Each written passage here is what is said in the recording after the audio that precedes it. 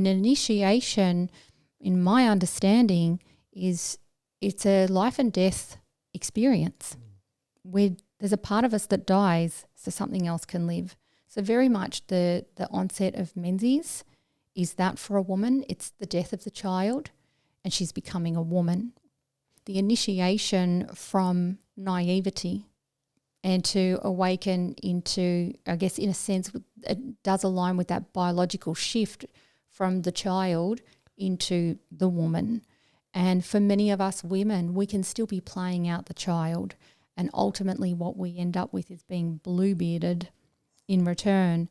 And what that means is in mythology, there's a particular myth, and it takes us into this realm of seeing where our own naivety and not calling out what we see because we see it can have a very adverse effect. In the mythology, we have this mature age man who has all the finest regalities, and he has a beautiful castle and he has all the finest horses, and he comes to this house one day where there are 3 daughters, and the mother says, "Oh, welcome."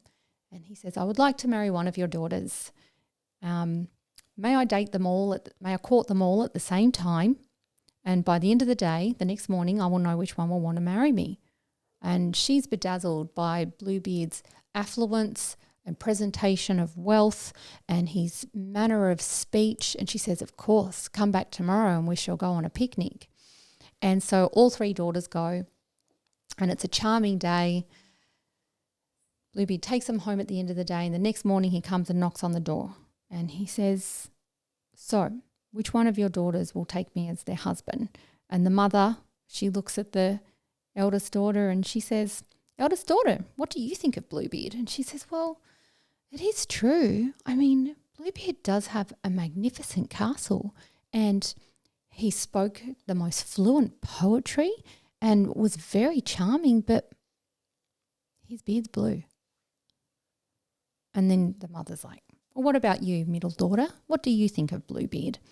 And she says, "Well, Bluebeard did recite amazing poetry, and his carriage and horses are beautiful, and the way that his frills come out through his cuffs, and he's very refined.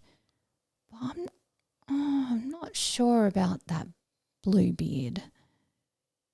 And the mother says, "Well, youngest daughter, what do you think about Bluebeard?"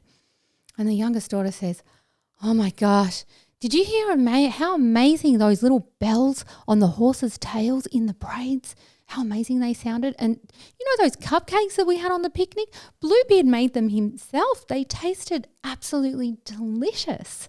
And, I mean, his beard's not that blue, is it? Yeah, I will marry you, Bluebeard." And the mother says, "Joyous day. Let's prepare a wedding." And so instantly here in the myth, we see the mother has injured instincts because she can see Bluebeard has a blue beard, and even her eldest and middle daughter are calling it out. The youngest and the mother are not seeing that there's a red flag. His beard is blue. What is wrong? Why is no one asking, "Why is your beard blue?" And so we have to snap out of this naivety and being pulled into this rose-coloured glasses of seeing what we want to see and projecting what we think that's going to be onto it and owning that in ourselves. So we move from naivety, and the idea is we go through this initiation and we come out with our innocence intact, but the naivety is not there.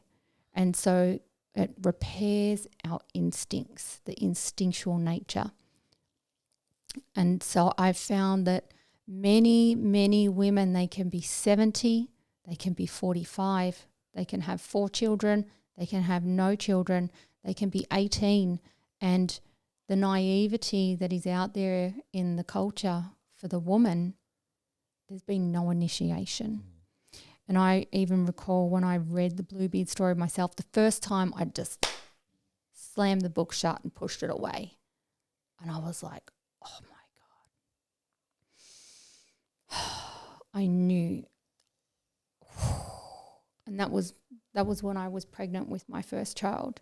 And I was like, holy moly. And all of a sudden, there were so many events in my life that went through my head. And I thought, oh my God, that was when I didn't call out the blue bit. Oh my gosh. Oh my gosh. And instantly I could start to take responsibility and accountability for where I had been. I chose to be naive, but I didn't know I was being naive because I'd had no education around naivety whatsoever. And there were some heavy prices in my life for that naivety.